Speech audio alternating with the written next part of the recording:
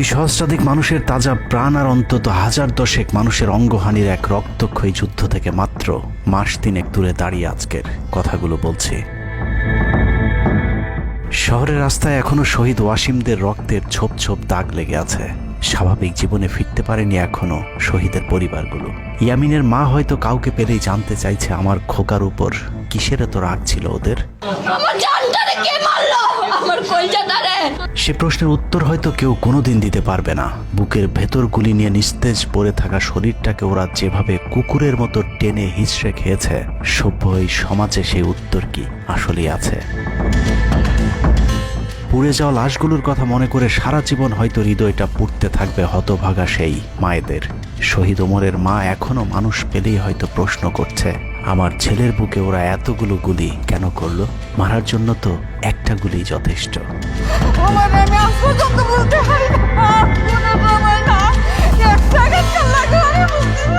তৃষ্ণা পেলে মুগ্ধের মায়ের হয়তো কানে বেজে উঠবে, পানি লাগবে, পানি।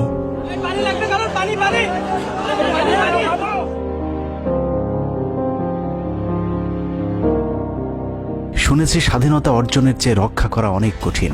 স্বাধীনতার এই পতাকা সমুন্নত রাখতে যারা জীবন দিয়েছেন তাদের সে রক্ত যেন বৃথা না যায়।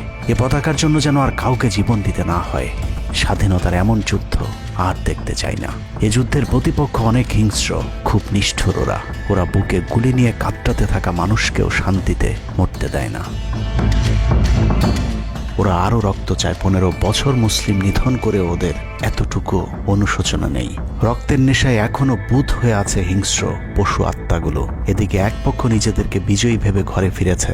ঘরে ফেরার আগে যাদের বাড়ি ঘরে আগুন দিয়ে ঘর থেকে বের করেছিল, সেই শত্রুকেই আবার তুলে নিয়েছিল নিজেদের ঘরে। ছাত্রলীগ নিষিদ্ধের কথা বলছে। এই নিষিদ্ধ করবার ম্যান্ডেটটা, নিষিদ্ধ করবার অধিকারটা তাদেরকে কে দিল? তারা এদেশের মানুষ, রাজনীতি করার অধিকার সকলের আছে। আমাদের কেড়ে নেওয়া যেমন অন্যায় ছিল, আমরাও আরেকজনের কেড়ে নেওয়ার অধিকার, এটা আমরা এভাবে বলি। আওয়ামী মানবরূপী দানব ঘাড়ের উপর বিষাক্ত কার্বন ডাই অক্সাইড ফেলছে, আর আমরা সেটাকে অক্সিজেন ভেবে বুকে নিচ্ছি। বিষাক্ত সাপ থেকে নিরাপদ না হয়ে সাপ নিয়ে খেলার পরিণতি কি হতে পারে সেটা বুঝতে খুব বেশি দেরি করবার প্রয়োজন নেই। আমার এই বার্তা আপনাদের কাছে পৌঁছানোর কয়েক ঘন্টা পরেই আপনার ঘরে যে শত্রুকে জায়গা দিয়েছিলেন তাদের সেই বিষমাখা মুখের বিষ আপনার গায়ে নেয়ার জন্য প্রস্তুত থাকুন। পূর্ব দিকে তাকিয়ে দেখুন, আকাশ আবারও কালো হয়ে এসেছে। ঘুটঘুটে অন্ধকার দেখে ঝড়ের গতি যতটুকু ভাবছেন অন্ধকারের সেই ঝড়ো বাতাস আসলে আলোর চেয়েও বেশি গতি নিয়ে ধেয়ে আসছে সবকিছু লণ্ডভণ্ড করে দিতে। প্রলয়ঙ্করী সেই ঝড়ের কবল থেকে প্রিয় মাতৃভূমিকে বাঁচাতে হলে দেশ রক্ষার পবিত্র দায়িত্ব যাদেরকে দেয়া হয়েছে, চলুন দেখে আসি তারা আসলে কতটা প্রস্তুত। জুলাইয়ের মাঝামাঝি পর্যন্ত সেনাবাহিনী ছাত্র আন্দোলন নিয়ে তেমন মাথা ঘামায়নি। ছাত্রলীগ যেদিন ঢাকা বিশ্ববিদ্যালয়ের ছাত্রীদের উপর আক্রমণ করেছিল, মূলত সেদিন থেকে সেনাবাহিনীর অভ্যন্তরীণ বিভিন্ন গ্রুপগুলোতে আলোচনা সমালোচনা শুরু হয়। 17 তারিখ সকল ডিভিশনের জিওসিরা অফিসার এবং সৈনিকদেরকে কোনো ধরনের গুজবে কান না দেওয়ার পরামর্শ দেন। জিওসিদের পক্ষ থেকে সাফ জানিয়ে দেওয়া হয়, সরকার মিসক্রিয়েন্টদের বিরুদ্ধে যথাযথ ব্যবস্থা নিচ্ছে, এটা নিয়ে সেনাবাহিনীর মাথা ঘামানোর কিছু নেই। 11 ডিভিশনের মেজর জেনারেল খালেদ আল মামুন, 55 ডিভিশনের GOC major general Mahbubur Rashid এবং কুমিল্লা ডিভিশনের জিওসি জাহাঙ্গীর আলম ছিলেন সবচেয়ে বেশি আক্রমণাত্মক। ছাত্রদের পক্ষে কোনো পোস্ট কিংবা প্রোফাইল পিকচার লাল করার বিরুদ্ধে তাদের ছিল কঠোর বার্তা। 17 জুলাইয়ের গুরুত্বপূর্ণ আরেকটি ঘটনা হলো, Hasina air chief marshal Hasan Mahmud খানকে বিমান বাহিনীর MI-17 হেলিকপ্টারকে এভি গান কনফিগারেশন লোড করতে বলেন, যা মূলত যুদ্ধকালীন চূড়ান্ত সময় ব্যবহার করা হয়। এয়ার চিফ হাসিনাকে উল্টো প্রশ্ন করেন, আমাদের সেনাবাহিনী কি এখনও ফেল করেছে? তাহলে এত দ্রুত বিমান বাহিনী কেন? বিমান বাহিনী প্রধানের মুখের উপর এমন বক্তব্যে শেখ হাসিনা প্রচণ্ড ক্ষেপে যান। এর পরপরই তিনি বিমান বাহিনী প্রধানের বিরুদ্ধে পদক্ষেপ নেওয়ার জন্য ব্রিগেডিয়ার জেনারেল ইমরান হামিদ এবং লেফটেন্যান্ট জেনারেল মুজিবকে নির্দেশ দেন। আর্মি ইন্টেলিজেন্স থেকে এই পরিকল্পনার তথ্য জেনে বিমান বাহিনী প্রধান ওই রাতেই তার নিরাপত্তার জন্য গাজীপুর থেকে এয়ার কমান্ড নিয়ে আসেন, যে ইউনিটটি এখনও বিমান বাহিনী প্রধানের নিরাপত্তার দায়িত্বে ঢাকাতেই অবস্থান করছে। যাই হোক, বিমান বাহিনী প্রধান সেদিন রাজি হলে ব্ল্যাকআউটের সময়টা আরও ভয়ঙ্কর হতে পারত। বিমান বাহিনীর সহায়তা না পেয়ে শেখ হাসিনা পরদিন র্যাব প্রধানকে ডেকে আদেশ দেন তার হেলিকপ্টার প্রস্তুত রাখার। র্যাব প্রধান হাসিনার আদেশ অনুযায়ী ছাত্রদের বিরুদ্ধে অপারেশনে হেলিকপ্টার ব্যবহার করেন। হেলিকপ্টারের গুলিতে যতগুলো হতাহতের ঘটনা ঘটেছে সবগুলোই র্যাবের হেলিকপ্টার থেকে করা হয়েছিল। র্যাবের পাশাপাশি ঢাকার বাইরে দু একটি বাদে প্রায় সবকটি ডিভিশনের জিওসিরা দেশের বিরুদ্ধে অবস্থান নিয়েছিলেন। ঢাকার বাইরে থেকে বিশেষ করে ডিভিশন সাপোর্ট ব্যাটালিয়নকে অগ্রাধিকার ভিত্তিতে ঢাকায় নিয়ে আসা হয়, কারণ তাদের সাথে এপিসি সুবিধা ছিল। এপিসি গাড়িগুলো মূলত ছাত্রদের বিরুদ্ধে চূড়ান্ত পদক্ষেপ নেওয়ার জন্যই আনা হয়েছিল। রাষ্ট্রীয় গুরুত্বপূর্ণ এলাকা কেপিআই রক্ষায় 19 তারিখে সেনা নামানোর সিদ্ধান্ত নেওয়া হয়। নিয়ম অনুযায়ী সেনাবাহিনীর কেপিআই রক্ষার দায়িত্ব পালন করার কথা থাকলেও বিভিন্ন জায়গায় দেখা গেছে সেনাবাহিনীর ছত্রছায়ায় পুলিশ এবং আওয়ামী লীগ ছাত্রলীগের সন্ত্রাসীরা ছাত্রদের উপর হামলা চালিয়েছে। কোথাও সরাসরি সেনাবাহিনীকেও গুলি চালাতে দেখা গেছে। এর মধ্যে ঢাকার 46 পদাতিক ডিভিশনের ইনফ্যান্ট্রি ব্রিগেডের ইউনিটগুলো ঢাকার প্রাণ কেন্দ্রগুলোতে ছাত্রদের উপর সবচেয়ে বেশি দমন পীড়ন চালিয়েছে। অনুসন্ধানে 19 থেকে 23 জুলাই পর্যন্ত গণহত্যার সাথে জড়িত সেনাবাহিনীর কয়েকজন অফিসারের নাম উঠে এসেছে, যারা এখনো পর্যন্ত গুরুত্বপূর্ণ সব পদে বহাল আছেন, যা ডক্টর মোহাম্মদ ইউনূস সরকারের জন্য অত্যন্ত বিপজ্জনক। কতটা বিপজ্জনক সেটা বোঝার জন্য আন্দোলনের সময়টাতে ওই অফিসারদের ভূমিকা কী ছিল সেটা একটু দেখে আসি। আন্দোলনের সবচেয়ে বেশি রক্তক্ষেকো ছিলেন বিজিবির ডিজি মেজর জেনারেল আশরাফ। সূত্র জানিয়েছে ভারতীয় নাগরিকদের বিজিবির পোশাক পরিয়ে মাঠে নামিয়েছিলেন বিজিবির এই মহাপরিচালক। সেনাবাহিনী শেখ হাসিনাকে পদত্যাগের পরামর্শ দেওয়ার পরেও শুধু বিজিবিকে নিয়ে হত্যাকাণ্ড চালিয়ে শেখ হাসিনাকে ক্ষমতায় রাখার গ্যারান্টি দিয়েছিলেন মেজর জেনারেল আশরাফ। 5 তারিখ হাসিনা পালিয়ে যাবার আগ মুহূর্তে তিনি স্বরাষ্ট্রমন্ত্রীকে ফোন করে বলেছিলেন কয়েক হাজার মানুষ মারলেই পরিস্থিতি ঠান্ডা হয়ে যাবে, অতএব কোনো অবস্থাতেই যেন প্রধানমন্ত্রী পালিয়ে না যান। স্বরাষ্ট্রমন্ত্রীকে তিনি এমনটাই পরামর্শ দিয়েছিলেন। 5 তারিখ সকাল থেকে দুপুর পর্যন্ত ঢাকা শহরে সবচেয়ে বেশি তৎপরতা ছিল বিজেপির। ওই দিন সকাল থেকেই ঢাকার প্রবেশ পথগুলোতে চেকপোস্ট বসিয়ে তল্লাশি চালিয়েছিল মেজর জেনারেল আশরাফের বিজিবি।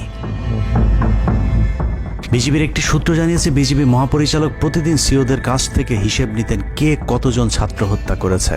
বিজিবি মহাপরিচালকের নির্দেশনায় খুনের সেই প্রতিযোগিতায় সবচেয়ে ভালো পারফর্মার ছিল কর্নেল রিদওয়ান। সূত্রের মতে ছাত্র আন্দোলনে বিজিবি অন্তত 500 শিক্ষার্থীকে গুলি করে হত্যা করেছে। বিজিবি প্রধান এবং রিদওয়ানের মতো তার অনুগত অফিসারদের জেলে থাকার কথা, কিন্তু তারা এখনো গুরুত্বপূর্ণ সব দায়িত্ব পালন করে যাচ্ছে। আর মেজর জেনারেল আশরাফ এখন পর্যন্ত বিজিবি প্রধানের চেয়ারেই বসে আছেন। 46 ডিভিশনের brigade commander brigadier general Imran 24শে জুলাই রাতে তড়িঘড়ি করে বের হচ্ছিলেন। এ সময় পাশ থেকে আরেকজন অফিসার তাকে জিজ্ঞেস করেছিলেন কোথায় যাচ্ছেন। তিনি তখন বলেছিলেন শিকারে যাচ্ছি। শিকার শেষে পরদিন নিজেদের মধ্যে কতজনকে গুলি করে মেরেছেন তা নিয়ে হাসাহাসি করেছিলেন brigade commander brigadier general Imran. Brigadier Imran 5 তারিখ যারা কুয়ের পরিকল্পনা করেছিলেন তাদের মধ্যে অন্যতম। যদিও সেনা প্রধানের দূরদর্শিতায় তা সম্ভব হয়নি, কিন্তু অদৃশ্য কারণে তার বিরুদ্ধে এখনো পর্যন্ত কোনো ব্যবস্থা নেওয়া হয়নি। কুমিল্লার জিওসি মেজর জেনারেল জাহাঙ্গীর আলমের পাঠানো কুমিল্লার 15 বিট সাপোর্ট ব্যাটালিয়নকে বাড্ডায় ছাত্রদের দমনে নামানো হয়েছিল। আপনাদের মনে থাকবার কথা 4 তারিখ দুপুরে কুমিল্লার একটি ভিডিও সোশ্যাল মিডিয়াতে ছড়িয়ে পড়েছিল, যেখানে দেখা গিয়েছে সেনাবাহিনীর একটি এপিসি থেকে পুলিশের দিকে লক্ষ্য করে ফায়ার করা হচ্ছে। অনেকের মাঝে একটি ভুল ধারণা রয়েছে যে কুমিল্লা ক্যান্টনমেন্টের সেনাবাহিনী হয়তো ছাত্র জনতার পাশে দাঁড়িয়েছিল। মূল ঘটনা হলো 4 তারিখ দুপুর 11টার দিকে সোশ্যাল মিডিয়াতে ছড়িয়ে পড়া ওই ভিডিওটি একজন জুনিয়র অফিসারের ব্ল্যাঙ্ক ফায়ার। ওই সময় ছাত্রদেরকে দেখা যায় এপিসির পাশে উল্লাস করতে। ঘটনার পরপর কুমিল্লার কুখ্যাত সন্ত্রাসী এমপি বাহার শেখ হাসিনার মিলিটারি সেক্রেটারিকে বিষয়টি ফোন করে জানালে উক্ত এপিসি ইউনিটটিকে ক্যান্টনমেন্টে ব্যাক করান জিওসি জাহাঙ্গীর আলম। ওই ঘটনাটিকে তিনি পরবর্তীতে নিজের ক্রেডিট হিসাবে মানুষের সামনে তুলে ধরে নিজেকে আওয়ামী বিরোধী হিসেবে চালিয়ে দেওয়ার চেষ্টা করেছেন, যার ফলশ্রুতিতে তিনি ডিজিএফআই প্রধানের মতো গুরুত্বপূর্ণ একটি পদ বাগিয়ে নেন। অথচ 4 তারিখ ওই ঘটনা বাদে কুমিল্লায় সবখানে সেনাবাহিনীর পাহারায় ছাত্র জনতাকে হত্যা করেছে আওয়ামী সন্ত্রাসীরা। 5 তারিখ সেনাবাহিনীর তৎকালীন chief of general staff lieutenant general Shahinul Haque খুনিদের অন্যতম একজন। কট্টর ভারতপন্থী এই দালাল আন্দোলনের শুরু থেকে শেষ পর্যন্ত হাসিনাকে টিকিয়ে রাখার যুদ্ধ চালিয়ে গিয়েছে। হাসিনা চলে যাবার পরও সেনাবাহিনীতে কু করার চেষ্টা করেছেন শাহিনুল হক। অথচ সেনাপ্রধান মধুর শাস্তি হিসেবে তাকে সিজিএস থেকে সরিয়ে এনডিসির কমান্ডেন্টের মতো গুরুত্বপূর্ণ পদে বসিয়েছেন। এছাড়া সম্প্রতি আওয়ামী ঘেঁষায় এই কর্মকর্তাকে 15 বছর ধরে যেসব সেনাবাহিনীর কর্মকর্তারা প্রমোশন বঞ্চিত ছিলেন তাদের প্রমোশনের লক্ষ্যে গঠিত কমিটির প্রধান করা হয়েছে তাকে, যে কারণে বঞ্চিত অফিসারেরা শঙ্কায় আছেন ন্যায্য অধিকার ফিরে পাবার। নবম ডিভিশনকে মনে করা হয় ঢাকার সেফগার্ড। এই পদে প্রধানমন্ত্রীর সবচেয়ে বিশ্বস্ত অফিসারকে বসানো হয় সব সময়। নবম ডিভিশনের জিওসি মেজর জেনারেল মঈন খানও ছিলেন হাসিনার গুম খুনের অন্যতম দোসর, অথচ তাকে এখনো পর্যন্ত স্বপদে বহাল রাখা হয়েছে, যা অত্যন্ত ঝুঁকিপূর্ণ। 5 তারিখের আগে আশুলিয়াতে ছাত্র হত্যা থেকে শুরু করে 5 তারিখের পরে গার্মেন্টসের সব অস্থিরতার জন্য নবম ডিভিশনের এই জিওসি সরাসরি যুক্ত। সেনাবাহিনীর স্পর্শকাতর আরেকটি জায়গায় বসে আছেন আরেক খুনি ব্রিগেডিয়ার জেনারেল সেলিম আজাদ। সেনাবাহিনীর সিভিল যে কোনো অপারেশনে যেতে ডিরেক্টর মিলিটারি অপারেশনের পারমিশন নেওয়া বাধ্যতামূলক। এমনকি জরুরি ভিত্তিতে কোনো অপারেশনে যেতে হলেও তাকে অবশ্যই পরে অবহিত করতে হয়, অর্থাৎ তার অনুমতিক্রমে সেনাবাহিনী ঢাকাতে সব হত্যাকাণ্ড চালিয়েছে। শুধু তাই নয়, তিনি খবর রাখতেন যারা অপারেশনে ছাত্রদের উপর গুলি চালাতো না তাদেরকে নাজিমুদ্দৌলা অকথ্য ভাষায় গালাগাল করত। নাজিমুদ্দৌলা সাবেক কুখ্যাত ডিজিএফআই ডিজি মেজর জেনারেল আকবর হোসেনের এপিএস ছিলেন, অথচ তাকে এখনো পর্যন্ত তার সেই গুরুত্বপূর্ণ পদ থেকে সরানো হয়নি। ব্রিগেডিয়ার জেনারেল আকসার ইন্টারন্যাশনাল অ্যাফেয়ার্স ব্যুরো আইএবির ডিরেক্টরের দায়িত্বে আছেন। বহুল আলোচিত আয়নাঘরের পুরো নিয়ন্ত্রণ ছিল সেনাবাহিনীর এই কর্মকর্তার হাতে। তার হাতেই রাজনৈতিক দল এবং নেতাদের ভাগ্য নির্ধারিত হয়। আওয়ামী লীগ সরকারের সময়কার গুরুত্বপূর্ণ সেই দায়িত্ব পালন করা ব্যক্তি এখনো পর্যন্ত তার সেই পুরাতন দায়িত্বই পালন করে যাচ্ছেন। সেনা সূত্র জানিয়েছে আকসারের ভারত কানেকশন এতটাই শক্তিশালী যে সেনা প্রধানও নাকি তাকে তার চেয়ার থেকে সরাতে পারছেন না। কদমবুচি জেনারেল খ্যাত মেজর জেনারেল মাহবুবুর রশিদ যশোর ডিভিশনের জিওসি সামরিক নিয়ম ভেঙে গোপালগঞ্জে সবার সামনে হাসিনার পা ছুঁয়ে সালাম করেছিলেন major general Mahbubur Rashid. 5 August এবং 7 আগস্ট সেনাবাহিনীর গাড়ি পোড়ানোর পরেও সেনাবাহিনীকে কোনো অ্যাকশনে যেতে দেয়নি সেনাবাহিনীর এই আওয়ামী কর্মকর্তা। সূত্র জানিয়েছে 5 তারিখের পর থেকে এ পর্যন্ত একাধিকবার গোপালগঞ্জ আওয়ামী লীগ নেতাদের বাড়িতে গিয়ে বৈঠক করেছেন তিনি, অথচ মাহবুবকে এখনো পর্যন্ত জিওসির পদে বসিয়ে রাখা হয়েছে। তার এই ক্ষমতাকে কাজে লাগিয়ে আওয়ামী লীগের অসংখ্য নেতাকর্মীকে ভারতে যাবার সুযোগ করে দিয়েছেন major general Mahbubur Rashid. Colonel Asad Khulna DGFI এর ডেড কমান্ডার। সেখানে বসে তিনি রয়ের সব পরিকল্পনা বাস্তবায়ন করে যাচ্ছে। জুলাই আন্দোলনের সময় যিনি আর্মি অফিসারদেরকে বলেছিলেন দেখে দেখে গুলি করেন, প্রতি গুলিতে একটা করে মারতে হবে, অথচ সেই কর্মকর্তা এখনো খুলনাতে বসে বিএনপি জামায়াতের নেতাকর্মীদের মধ্যে বিভক্তির ষড়যন্ত্র করে যাচ্ছে। খুলনা অঞ্চল দিয়ে তার সহায়তায় শেখ পরিবারের সবচেয়ে বেশি সংখ্যক সদস্য ভারতে পালিয়েছে। বগুড়া ডিভিশনের GOC major general Khaled Al Mamun এখনও জিওসি পদে আছেন। বগুড়া থেকে আসা 11 ডিভিশনের 7 ইস্ট বেঙ্গল এনে ঢাকার প্রবেশ পথ নিয়ন্ত্রণের জন্য গাজীপুরে রেখেছিলেন তিনি। উত্তরা গাজীপুর এলাকায় সংঘটিত হত্যাকাণ্ডের বেশিরভাগই জড়িত ছিল বগুড়ার 7 ইস্ট বেঙ্গল।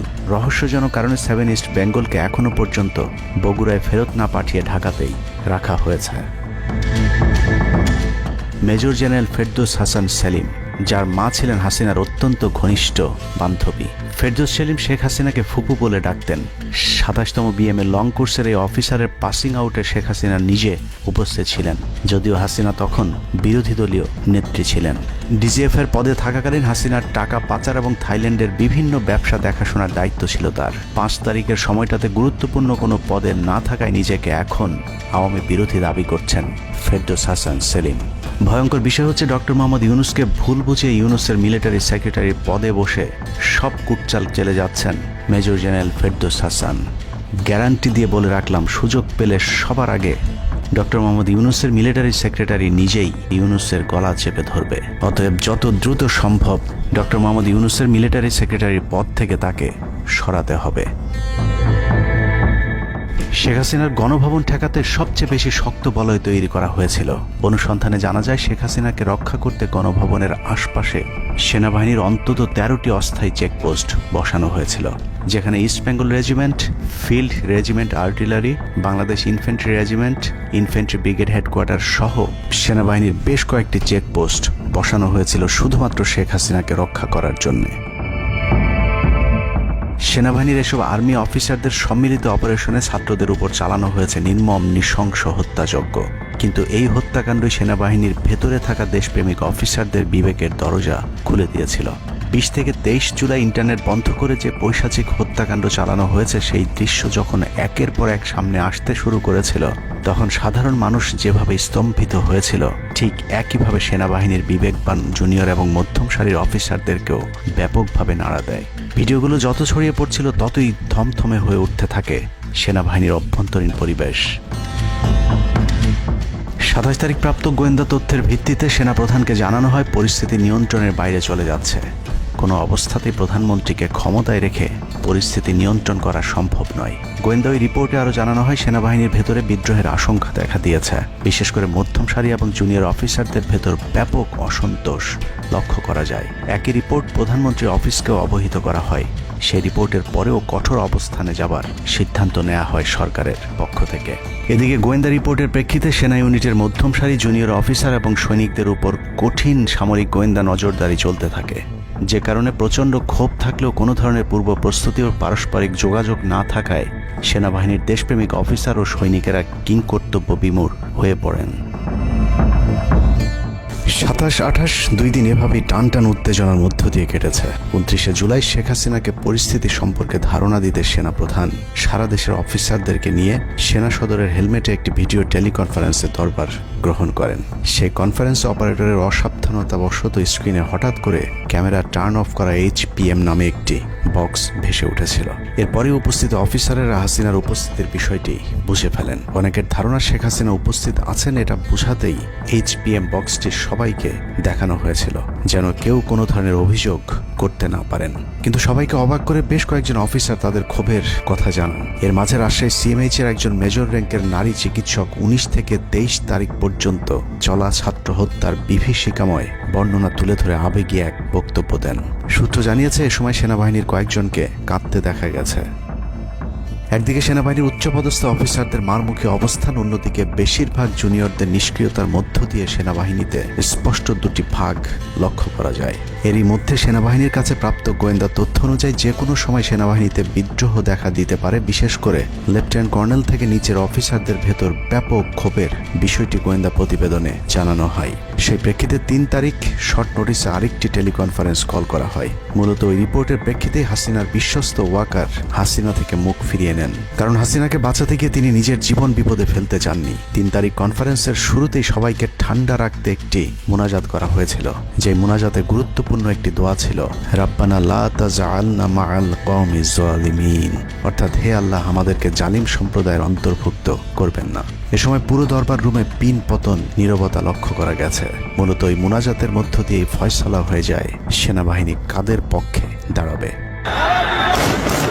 সেনা সূত্র থেকে পাঠানো এসব তথ্যে উঠে এসেছে সেনাবাহিনী কোন কোন এলাকায় ছাত্র জনতার উপর গুলি চালিয়েছিল এবং কতটা পরিকল্পিতভাবে মানুষ হত্যার ছক কষা হয়েছিল। 4 তারিখও সেনাবাহিনীর ভূমিকা ছিল অত্যন্ত অস্পষ্ট। কিছু জায়গায় সেনাবাহিনী ছাত্রদের পক্ষে, আবার কিছু জায়গায় ছাত্রদের উপর গুলিও চালিয়েছে। 4 আগস্ট সবার প্রথম 24 ডিভিশন চট্টগ্রামের GOC lieutenant general Mainur Rahman তার বাহিনীকে ছাত্রদের পাশে দাঁড়ানোর নির্দেশ দেন। 5 তারিখ সকাল পর্যন্ত আর্মির ভূমিকা ছিল অত্যন্ত সন্দেহজনক। সকাল 10টা পর্যন্ত আর্মি কড়াকড়িভাবেই দায়িত্ব নিয়েছিলেন। বিশেষ করে গণভবনের আশপাশে 12টা পর্যন্ত ছাত্রদেরকে ভয় দেখাতে কয়েক রাউন্ড লাইভ অ্যামুনেশন ফায়ার করা হয়। 4 তারিখ 3 বাহিনী প্রধান, পুলিশ প্রধান এবং DGDGF-এর সারা রাত নির্ঘুম কেটেছে। 3 থেকে 5 তারিখ পর্যন্ত গুরুত্বপূর্ণ কিছু ঘটনা ঘটেছে, সেটা তুলে ধরবার আগে শেখ হাসিনার পালিয়ে যাওয়ার বর্ণনা দিয়ে আসা যাক। 5 তারিখ সকাল ঠিক 9টায় প্রধানমন্ত্রীর অফিসে গিয়ে শেখ হাসিনাকে পদত্যাগ করতে বলেন সেনাপ্রধান। শেখ হাসিনার কথা শোনার সাথে সাথে সেনাপ্রধানকে দৌড়ে মারতে আসেন। এ সময় 3 বাহিনী প্রধানকে অকথ্য ভাষায় গালাগাল করেন শেখ হাসিনা। জেনারেল ওয়াকারকে হাসিনা বলেন, তুই পুলিশকে দেখে শিখতে পারিস নাই? এ সময় বিমান বাহিনী প্রধান সজীব ওয়াজেদ জয়কে ফোন করে তার মাকে বোঝানোর জন্য অনুরোধ করেন। সজীব ওয়াজেদ জয় এটি জানার পর উল্টো আর্মি চিফকে তুই তুকারি করে হুমকি দিতে থাকেন, তোর কোন বাবা তোকে চিফ বানাইছে, তোর বউ ছেলে মেয়ে কে কোথায় আছে সবকিছু দেখে নেওয়া হবে। রাগান্বিত হয়ে এরপরে সজীব ওয়াজেদ জয় লাইভে গিয়ে আবল তাবল বকতে থাকেন। ঠিক আছে, শেখ হাসিনার পর আপনাদের কি হবে সেটা আমারও চিন্তার বিষয় না, আমার পরিবারের আর চিন্তার বিষয় না, আপনারা বুঝবেন। এরই মধ্যে 9:30 বেজে যায়। শেখ হাসিনাকে কোনোভাবে রাজি করাতে না পেরে সেনাপ্রধান হাসিনাকে 2টি বিকল্প দেন, পদত্যাগ অথবা গ্রেফতার। ওদিকে মিরপুরে বসানো সেনাবাহিনীর চেকপোস্টগুলো খুলে দেওয়া হলে বিনা বাধায় গণজোয়ার ঢুকে পড়তে থাকে। মবটি যখন গণভবন থেকে মাত্র 20 মিনিটের দূরত্বে চলে আসে, এ সময় সেনাবাহিনী এক প্রকার জোর করে শেখ হাসিনাকে পদত্যাগপত্রে সই করান। এ সময় এসএসএফের দু একজন এগিয়ে আসতে চাইলেও সেনাপ্রধান হাত ইশারা করলে তারা জায়গায় দাঁড়িয়ে থাকেন। পদত্যাগের পর শেখ হাসিনা জাতির উদ্দেশ্যে ভাষণ দেওয়ার অনুরোধ করলে সেনাপ্রধান হাসিনাকে বলেন, জীবন বাঁচাতে চাইলে দ্রুত গাড়িতে গিয়ে উঠুন, জনগণ গণভবনে ঢুকে পড়ছে। সেনাবাহিনীর মতে শেখ হাসিনা সেদিন মাত্র 5 মিনিটের জন্য বেঁচে গিয়েছেন, তা না হলে জনগণ তাকে ধরে ফেলত। হাসিনাকে গণভবন থেকে উদ্ধার করে বিমানে ভারত পাঠিয়ে দেওয়ার জন্য মোট 3টি রুট প্ল্যান করা হয়েছিল। প্ল্যান এ, গণভবন থেকে গাড়ি বহরে বিমান বাহিনীর ব্লু স্কাই স্কুলের গেট দিয়ে তেজগাঁও বিমানবন্দরে ঢুকে ঢাকা সেনানিবাসে প্রবেশ এবং তারপর বিএএফ বেস দিয়ে বিমান বাহিনীর রানওয়েতে প্রবেশ। সেখান থেকে বিমান বাহিনীর C-130 যে বিমানে ভারতে উড্ডয়ন। দুর্ভাগ্যজনকভাবে ততক্ষণে বিপ্লবী জনতা শেওড়াপাড়া রাস্তা দিয়ে বিমান বাহিনীর ব্লু স্কাই স্কুলের গেট ক্রস করে আগারগাঁও চৌরাস্তা পর্যন্ত চলে এসেছিল। ওদিক দিয়ে ক্যান্টনমেন্টের জাহাঙ্গীর গেটও ছাত্র জনতার দখলে, তাই গণভবন থেকে গাড়িতে করে ঢাকা সেনানিবাসে ঢোকার সব পথ বন্ধ হয়ে গিয়েছিল, যে কারণে প্ল্যান বি অবলম্বন করতে হয়েছিল হাসিনাকে উদ্ধারকারীদের। প্ল্যান বি অনুযায়ী গণভবন থেকে বিমান ঘাঁটিতে যাওয়ার তখন একটাই পথ বাকি ছিল, তা হলো হেলিকপ্টারে যাওয়া। বিমান বাহিনীর MI-17 হেলিকপ্টার চন্দ্রিমা উদ্যানের পাশে বাণিজ্য মেলার মাঠে এসে অবতরণ করে। খুনি হাসিনা চন্দ্রিমা উদ্যানের পাশের রাস্তা দিয়ে বাণিজ্য মেলা মাঠে প্রবেশ করে এবং সেখান থেকেই হেলিকপ্টারে করে বিমান বাহিনী ঘাঁটিতে নিয়ে যাওয়া হয় তাকে। সেখানে গিয়ে তারেক সিদ্দিকী এবং সালমান এফ রহমানের জন্য কিছুক্ষণ অপেক্ষা করে শেখ হাসিনা। তবে শেষ পর্যন্ত সালমান এফ রহমানের পৌঁছাতে দেরি হয় শেখ হাসিনাকে নিয়ে কোনো গন্তব্য ছাড়াই 10টা 45 মিনিটে উড়াল দেয় বিমান বাহিনীর C-130 জুলিয়েট বিমানটি। সাধারণত বিমানের রুট ব্যবহারে কোড ব্যবহার করতে হলেও সেটা করেনি। রাডার ফাঁকি দিতে জীবনের ঝুঁকি নিয়ে এই পদ্ধতি অবলম্বন করা হয়েছিল। ফুল ফুয়েল লোড করা হয়, ভারতে যদি জায়গা না হয় তাহলে যেন মধ্যপ্রাচ্যের কোনো দেশ পর্যন্ত চলে যাওয়া যায়। মোট 9 জন পাইলটকে নিয়ে বিমানে ওঠানোর পর কোনো ধরনের নির্দেশনা বা ম্যাপ প্ল্যানিং ছাড়াই পাইলটদেরকে বলা হয় টেক অফ করতে। বিমানটি প্রথমে যশোরের উপর দিয়ে কলকাতায় পৌঁছালে সেনাপ্রধান জাতির উদ্দেশ্যে ভাষণের ঘোষণা দেন, কিন্তু কলকাতায় ল্যান্ডিংয়ের পারমিশন না দিলে সেখান থেকে শেখ হাসিনাকে বহন করা বিমানটি চলে যায় আগরতলায়। আগরতলায় পারমিশন না পেয়ে আবারও দিল্লির দিকে উড়াল দেয়। সেখান থেকে দিল্লি গেলে সেখানেও রিফিউজ করা হয়। দিল্লি বিমানবন্দরে নামতে না দিলে অনিশ্চয়তা দেখা দেয় শেখ হাসিনাকে বহন করা বিমানটির ভারতে অবতরণ নিয়ে। বিমানের একজন পাইলটের বরাত দিয়ে জানা যায়, এভাবে উদ্দেশ্যহীনভাবে দীর্ঘক্ষণ ঘুরতে থাকার পর জরুরি অবতরণের সিদ্ধান্ত নেওয়া হয়। তবে জরুরি অবতরণের ঠিক আগ মুহূর্তে দিল্লির গাজিয়াবাদ এয়ারবেজে নামার অনুমতি পায় C-130 জুলিয়েট, যেখানে অজিত ধওয়াল তাকে রিসিভ করেন।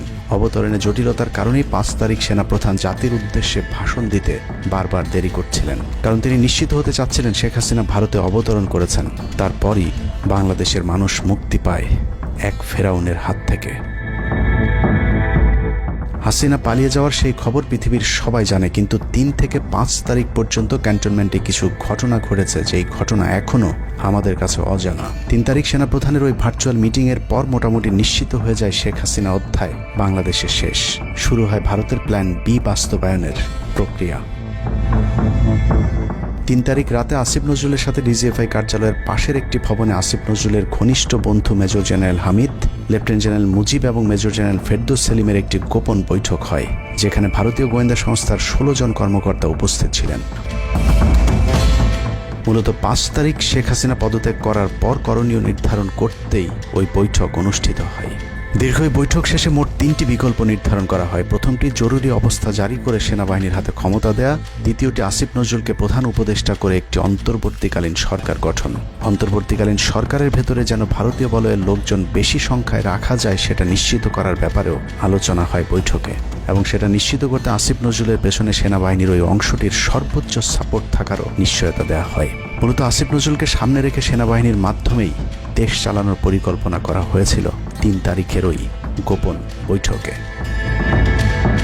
4 তারিখ 3 বাহিনী প্রধানের মধ্যে দফায় দফায় বৈঠক চলেছে। সেই বৈঠক থেকে সিদ্ধান্ত হয় 5 তারিখ সকাল 9টার মধ্যে শেখ হাসিনাকে চূড়ান্তভাবে পদত্যাগের বিষয়টি জানিয়ে দেওয়া হবে। এর পরপরই আসিফ নজরুলকে আবারও ক্যান্টনমেন্টে ডেকে আনা হয় এবং শেখ হাসিনার পদত্যাগের পর আওয়ামী নেতা কর্মীদেরকে যতটা সম্ভব নিরাপত্তা দেয়া, বেসরকারি বিভিন্ন প্রতিষ্ঠানগুলোতে যতটা সম্ভব আগের কর্মকর্তাদেরকে রেখে দেয়া এবং বিটিআর হত্যাকাণ্ড নিয়ে কোনো ধরনের পদক্ষেপ না নেওয়ার সহ বেশ কিছু করণীয় ঠিক করে দেওয়া হয়। দীর্ঘ সেই আলোচনার কারণে 4 তারিখ সারা রাত ক্যান্টনমেন্টে অবস্থান করেছেন আসিফ নজরুল। তাৎক্ষণিক আসিফ নজরুলের কাঁধে দুটি দায়িত্ব দেওয়া হয়: আর্মির প্রতি সকলের আস্থা তৈরি করা এবং হাসিনার পদত্যাগের পরপর ছাত্রদেরকে সেনাবাহিনীর নিয়ন্ত্রণে নিয়ে আসা। কথা মতো আসিফ নজরুল 4 তারিখ রাত এবং 5 তারিখ খুব সকালে ক্যান্টনমেন্টে বসে ফেসবুকে তিনি দুটি পোস্ট করেন। পোস্টের প্রথমটি 4 তারিখ রাতে সেনাবাহিনীকে প্যাট্রিয়ট সম্বোধন করে করা হয়, যেন সেনাবাহিনীর প্রতি ছাত্র জনতার আস্থা বেড়ে যায়, এবং পরেরটি সংখ্যালঘুদের বাড়িঘরে হামলা না চালানোর অনুরোধ করে পোস্ট করা হয়। দুপুর 12টার আগে আসিফ নজরুলের করা হিন্দুদেরকে নিয়ে ওই পোস্টে প্রমাণ করে আসিফ নজরুল আগে থেকে জানতেন কিছুক্ষণ পর আসলে কি ঘটতে যাচ্ছে। আমরা এখন আর্মি চিফের সাথে একটা আলোচনায় আছি। আমি যতটুকু ওনার সাথে কথা বলেছি, আমার কাছে মনে হয়েছে, আশা করছি আপনাদের জন্য অনেক বড় সুসংবাদ আসছে। বিজয়ের খবর আগেই জেনে যাওয়াটা সমস্যা না, কিন্তু সমস্যা হলো আসিফ নজরুল সবাইকে আন্দোলনের কেন্দ্রবিন্দু ঢাকা বিশ্ববিদ্যালয়ে যেতে না বলে ক্যান্টনমেন্টের সুখবরের অপেক্ষায় থাকতে বলেন। মূলত আসিফ নজরুলের ওই ফাঁদে পা দিয়ে ছাত্র জনতার জুলাই আগস্ট বিপ্লবের বিজয় হাতছাড়া হয়ে গিয়েছিল। ছাত্র নেতাদের সরলতাকে কাজে লাগিয়ে আসিফ নজরুল নাহিদ আসিফদেরকে সেনাপ্রধানের কাছে আসতে বলেন। নাহিদ, আসিফ, মাহফুজরা সেনাপ্রধানের কাছে যাবার আগে আসিফ নজরুলের প্রধান উপদেষ্টা হবার বিষয়টি চূড়ান্ত হয়ে যায়।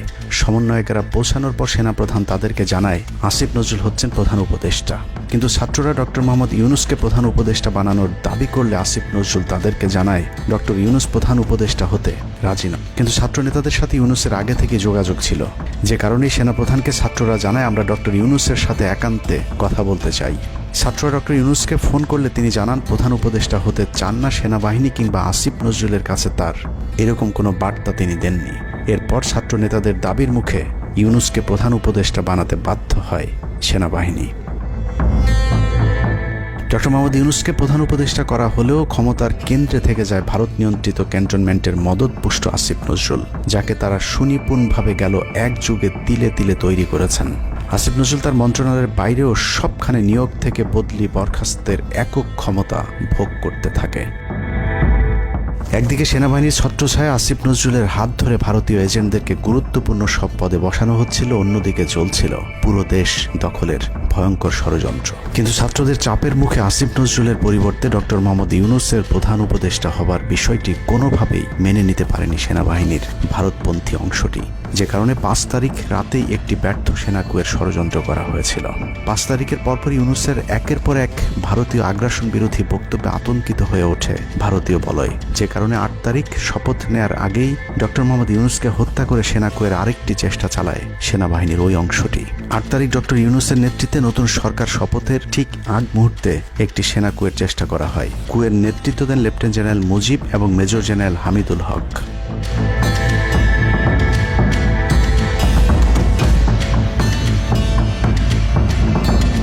কিন্তু পশ্চিমা একটি গোয়েন্দা সংস্থা বিষয়টি দ্রুত সেনাপ্রধানকে জানালে জেনারেল ওয়াকার তাদের পরিকল্পনা ভণ্ডুল করে দেয়। সেনাপ্রধান তাৎক্ষণিকভাবে লেফটেন্যান্ট জেনারেল শামীমকে পিএসও এএফটি থেকে সিজিএস হিসেবে নিয়োগ দেন এবং মুজিবকে কিউএমজি থেকে আটডগে বদলি করেন, যদিও 8 তারিখ রাত থেকেই মুজিব পলাতক রয়েছেন। এরপর 12 সেপ্টেম্বর তাকে সেনাবাহিনী থেকে বরখাস্ত করা হয়। একই দিনে লেফটেন্যান্ট জেনারেল হামিদুলকে স্বেচ্ছায় অবসরে পাঠানো হয়। এনডিসি থেকে মেজর জেনারেল সাইফুলকে মিনিস্ট্রি অফ ফরেন অ্যাফেয়ার্স এবং চিফ অফ জেনারেল স্টাফ শাহিনকে এনডিসিতে পাঠানো হয়। কয়েকজনের ব্যাপারে পদক্ষেপ নেওয়াটা যেমন স্বস্তির, তেমনি ষড়যন্ত্রকারীদেরকে যেখানে বদলি করা হয়েছে তাদের প্রতিটি পদই অত্যন্ত গুরুত্বপূর্ণ, যা বর্তমান সরকার এবং দেশের স্থিতিশীলতার জন্য চরম বিপজ্জনক। কতটা বিপজ্জনক সেটা জানতে চলুন শুরুতেই যে প্রলয়ঙ্কারী ঝড়ের কথা বলেছিলাম সেখানে ফিরে যাওয়া যাক। ভারতীয় গোয়েন্দা সংস্থা 5 তারিখের পর থেকে দেশে নানাভাবে একটা সাম্প্রদায়িক দাঙ্গা বাঁধানোর চেষ্টা চালিয়ে যাচ্ছেন, যেটাকে কেন্দ্র করে বাংলাদেশে একটা সামরিক অভিযান চালানো যায়। এই দাঙ্গা বাঁধাতে ভারতীয় গোয়েন্দারা আওয়ামী লীগ, হিন্দু এবং ইসকনকে কিভাবে ব্যবহার করছে সেই পরিকল্পনার ছক এখন বাংলাদেশি গোয়েন্দাদের হাতে। একটি গোয়েন্দা সংস্থা থেকে যেসব তথ্য আমার কাছে পৌঁছেছে তা রীতিমতো এই দেশের অস্তিত্বের জন্য হুমকি স্বরূপ। আওয়ামী লীগ, হিন্দু আর ভারতের এই চক্রান্ত যদি সঠিকভাবে মোকাবেলা করা না যায় তাহলে অচিরেই বাংলাদেশের অবস্থা হবে হায়দ্রাবাদের মতো। জননেত্রী শেখ হাসিনাকে দেশ থেকে সরে যেতে বাধ্য করেছেন। বাংলাদেশকে নিয়ে ভয়ঙ্কর এই চক্রান্তে জড়িত আওয়ামী লীগ, সনাতনী এবং ইসকনের অন্তত 40টি হোয়াটসঅ্যাপ গ্রুপ এবং জুম মিটিং এর ভিডিও হাতে পেয়েছে গোয়েন্দারা। গোয়েন্দাদের কাছে প্রাপ্ত এসব তথ্যে যা উঠে এসেছে তা আটকে ওঠার মতো।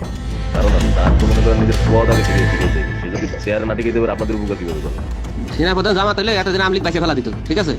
এটা তো আমাদেরও আওয়ামী লীগেরও একটা গেম হতে পারে, বলা যায় জামাত শিবিরের উপরে সব চাপা দিতে পারে, এটাও হতে পারে। এসব গ্রুপগুলোতে রীতিমতো বাংলাদেশের বিরুদ্ধে যুদ্ধের প্রস্তুতি চলছে। গ্রুপে তাদের সাথে সাবেক আওয়ামী লীগ সরকারের শীর্ষস্থানীয় নেতা থেকে বর্তমান সেনাবাহিনীতে চাকরিরত জেনারেল পর্যন্ত মাঝে মধ্যেই নাকি যোগ দিচ্ছেন। নানক ভাই থেকে শুরু করে আমাদের সুজিত দা, তারপর আরো অনেক টপ লেভেলের যারা মন্ত্রী, মিনিস্টার, প্রতিমন্ত্রী, তারপরে ইভেন কামাল ভাই। তো এখন বিশেষটা হচ্ছে যে ইভেন রাষ্ট্রপতি যে একেবারেই মানে কি বলে তার যে একেবারে মানে রাইট হ্যান্ড সচিব, উনিও আমাদের সাথে 2 দিন জয়েন করছেন। তো এখন ওনারা আসলে ভালো হইতো, যারা যারা আসেন আসলে ভালো হইতো। অনেক আমাদের এখানে প্রায় 12 থেকে 13 জন আপনার এমপি এসে কথা বলেছেন, যেটা আপনারা জানেন না। ঠিক আছে, বাংলাদেশে একেবারে টপ লেভেল সামরিক বাহিনীর 4 থেকে 5 জন জেনারেল লেভেলের লোকজন ওনারা এসে এখানে বসে থেকে আমাদের লাইভ শুনে গেছেন। আমাদের প্রধানমন্ত্রী উনি নিজে এসে বসে থেকে গেছেন। গ্রুপের সবচেয়ে ভয়ঙ্কর তথ্য পাওয়া গেছে ভুয়া মুক্তিযোদ্ধা জেডাই খান পান্নার মেসেজ থেকে। আওয়ামী এই আইনজীবী শহীদ সাইফুল ইসলাম আলিফের হত্যাকাণ্ড নিয়ে চাঞ্চল্যকর তথ্য দিয়েছে জেডাই খান পান্না। একটি চ্যাটিংয়ে তিনি লিখেছেন, দাড়িওয়ালা উকিল বেশি হয়ে গিয়েছে, আরো 2-1টারে খেয়ে দাও, আদালতে আমরা আছি, এখন অল্প কদিন জেলে থাকলেও 30 তারিখের পরে পুরস্কার পাবা। আরেকটি মেসেজে তিনি লিখেছেন, সুযোগ হাতছাড়া হয়েছে তোমাদের কারণে, কালকে সব হয়ে যেত। পরিকল্পনা ছিল কুপিয়ে মারার পর হিন্দুদের বাড়িতে হামলা হলে ভারত থেকে ট্রুপ চলে আসবে। ওরা যেহেতু হামলা করেনি, তোমাদেরই উচিত ছিল নিজেরা নিজেদের বাড়ি ঘরে আগুন দেওয়া। পেছনের ঘটনা বাদ দিয়ে 30 তারিখের পরিকল্পনায় মনোযোগী হও সবাই। শহীদ আলিফ হত্যাকাণ্ড নিয়ে আরেকজন লিখেছেন, কালকে আদালতে একটা লাশ পড়বে, হিন্দু ভাইদের পাশে আমাদের সবাইকে থাকতে হবে, ব্রিগেড মেজরের কমান্ড মেনে চলতে হবে। 30 তারিখের কর্মসূচি নিয়ে গ্রুপটিতে সশস্ত্র যুদ্ধের মাধ্যমে দেশ দখলের ভয়ঙ্কর সব আলোচনা করার ভিডিও হাতে এসেছে আমাদের। তারা বাঙালি অস্ত্রগুলি আছে, এই অস্ত্রগুলি কোথায় আছে আমার কাছে অলরেডি খবর এসেছে। আমি নিউজ দিচ্ছি গোয়েন্দাদের মাধ্যমে, তারা বলেছে 5000-এর বেশি তারা অস্ত্র আছে, M60 রাইফেল, সাইবার রাইফেল আছে, 47 রাইফেল আছে, তাদের কাছে অত্যাধুনিক হটগান আছে। আলোচকদের একজন বলছিলেন, সাবেক এবং বর্তমান পুলিশের সমন্বয়ে 1700 অস্ত্রধারী গ্যারিলা প্রস্তুত করা হয়েছে 30 নভেম্বরের জন্য। আমরা ইতিমধ্যে কথা বলেছি, পুলিশ পাওয়ার কথা বলছি, পুলিশের অনেক উদ্যোগ ব্যাপারটা প্রত্যেকটা থেকে শুরু করে পুলিশ পাওয়ার তারা এসে এসেছেন, ওনারা আমার সাথে কথা বলে আমাদের যোগাযোগ রক্ষা করছে। ঢাকা শহরকে কিভাবে ব্লক করা হবে সেই পরিকল্পনাও করা হচ্ছে এসব জুম মিটিংগুলোতে। আমাদের কাজের আব্দুল্লাহপুর, আব্দুল্লাহপুর, আশুলিয়া, টঙ্গীর আছে, আরো উত্তরা, ওইটা একটা ব্লক দিবেন, তাহলে আমরা খুব সহজেই আমাদের কাজ সফলতা পাবো। সশস্ত্র যুদ্ধের জন্য পুরো দেশকে মোট 10টি বিভাগে বিভক্ত করা হয়েছে, যেখানে একজন করে ব্রিগেড মেজর নিয়োগ দেওয়া হয়েছে, যাদের সবাই দেশেই অবস্থান করছেন। এর মধ্যে গ্রুপে প্রাপ্ত জেডাই খান পান্নার নম্বরটিতে মেসেজ পাঠানো হলে মুহূর্তেই সাড়া দেন তিনি। কল করতেই গড় গড় করে সবকিছু স্বীকার করেন। জেডাই খান পান্না, জি আমি তাই। 30 তারিখ 50 থেকে 80% পুলিশ, আনসার, এমনকি সচিবালয়ের আমলারাও তাদের পক্ষে মাঠে নামবে বলে স্বীকার করেন গেরিলা আক্রমণের পরিকল্পনাকারী জেডাই খান পান্না। আপনারা কি কোনো গেরিলা ইনভেশন হামলা করা যাবে? ঢাকার স্টুডেন্টরা যদি এখনো সাপোর্টার্স অর্গানাইজ হইতে নামে, এই অ্যাডমিনিস্ট্রেশনের 50% না 80% লোক নেমে আসবে, পার্টিকুলারলি পুলিশ, আনসার এবং সেক্রেটারিয়েট থেকে। পালিয়ে যাবার আগে এই ভিডিও প্রচারের সাথে সাথে রাষ্ট্রদ্রোহিতার অভিযোগে তাকে গ্রেফতার করতে হবে, তাহলে চক্রান্তকারীদের আরও পরিকল্পনার তথ্য পাওয়া যেতে পারে। ভবিষ্যতে এ ধরনের ষড়যন্ত্র বন্ধ করতে গ্রুপে থাকা সকলের মোবাইল নম্বর এবং চেহারা দেখে শনাক্তের পর দ্রুত গ্রেফতার করতে হবে। সূত্র জানিয়েছে, ডিজিএফআই প্রধানের প্রত্যক্ষ তত্ত্বাবধানে চলছে এসব দেশবিরোধী তৎপরতা। আর্মিকে ম্যাজিস্ট্রেসি পাওয়ার দেয়া হলেও তাদেরকে ক্ষমতা প্রয়োগ করতে দেওয়া হচ্ছে না, যে কারণে আওয়ামী লীগ নেতারা বেশিরভাগ এখনও দেশে থাকলেও তাদেরকে ধরা হচ্ছে না। অতএব সেনাবাহিনীর উচ্চপদস্থ হাসিনাপন্থী অফিসারদেরকে দ্রুত সেনাবাহিনী থেকে সরাতে হবে। 5 তারিখ সেনাপ্রধান যে ভূমিকা রেখেছেন তার জন্য তিনি অবশ্যই প্রশংসার দাবিদার, কিন্তু সেনাপ্রধানকে প্রমাণ করতে হবে তিনি আসলেই নায়ক নাকি খলনায়ক। 5 তারিখের পরেও সেনাবাহিনীর গুরুত্বপূর্ণ পদগুলোতে রদবদল না করা এবং গুম খুনের সাথে জড়িত অফিসারদের বিরুদ্ধে কোনো ব্যবস্থা না নেওয়া সহ বিডিআর হত্যাকাণ্ডের বিষয়ে দৃশ্যমান কোনো পদক্ষেপ না নেওয়া খুবই সন্দেহজনক। সূত্র জানিয়েছে সেনাপ্রধানের স্ত্রীর সাথে প্রতিনিয়ত শেখ হাসিনার যোগাযোগ রয়েছে। অতএব সেনাপ্রধানকে দ্রুত তার অবস্থান পরিষ্কার করে সেনাবাহিনীর গুরুত্বপূর্ণ পদগুলোতে নতুন করে নিয়োগ দিতে হবে। সেনাবাহিনীর জুনিয়র এবং মধ্যম সারির অফিসার এবং সৈনিকদের সবসময় দেশের স্বার্থে যুদ্ধের জন্য প্রস্তুত থাকতে হবে। মনে রাখতে হবে সেনাবাহিনী আমাদের আস্থার প্রতীক। সিনিয়র অফিসারদের দেশবিরোধী আদেশ এলে সৈনিকদেরকে নিয়ে তাদেরকে প্রতিহত করতে হবে। মনে রাখতে হবে সংখ্যায় আপনাদের মতো দেশপ্রেমিকদের সংখ্যাই এখনও সেনাবাহিনীতে বেশি। দেশের যে কোনো প্রয়োজনে সেনাবাহিনী যদি জনগণকে ডাক দেয় তাহলে এ দেশের প্রতিটি মানুষ জীবন দেওয়ার জন্য প্রস্তুত রয়েছে। ডক্টর মোহাম্মদ ইউনূসের পাশে থাকা ভারতীয় গুপ্তচর আসিফ নজরুল, মিলিটারি সেক্রেটারি ফেরদৌস হাসান সেলিম এবং প্রেস সেক্রেটারি শফিকুল আলমকে দ্রুত সরাতে হবে। প্রধান উপদেষ্টার সাথে ছাত্র নেতাদের সাক্ষাতের পথ সহজ করতে হবে। আসিফ নজরুলরা অসৎ উদ্দেশ্যে মাহফুজ আলমকে তার পাশ থেকে সরিয়েছে। অতএব যত দ্রুত সম্ভব মাহফুজ আলমকে আবারও বিশেষ সহকারীর পদে ফিরিয়ে আনতে হবে। গুরুত্বপূর্ণ যে কোনো সিদ্ধান্তের ক্ষেত্রে নাহিদ এবং আসিফদের মতামত প্রধান উপদেষ্টাকে গুরুত্বের সাথে নিতে হবে। জেডাই খান পান্নাদের ষড়যন্ত্র এবার সফল না হলেও এই ষড়যন্ত্র চলতেই থাকবে। বাংলাদেশের প্রতিটি মানুষকে চোখ কান খোলা রাখতে হবে, মনে রাখতে হবে শত্রু আপনাদের ঘরের কোণেই। ভারত যদি বাংলাদেশে আক্রমণ করে তাহলে সবার আগে আওয়ামী লীগ আর শ্রীকৃষ্ণের ভক্তরাই আপনার গলায় ছুরি ধরবে। অতএব শত্রুরা যেন আবারও বাংলাদেশের স্বাধীনতাকে ভারতের কাছে বিক্রি করতে না পারে সেদিকে সবাইকে লক্ষ্য রাখতে হবে। আল্লাহ হাফেজ।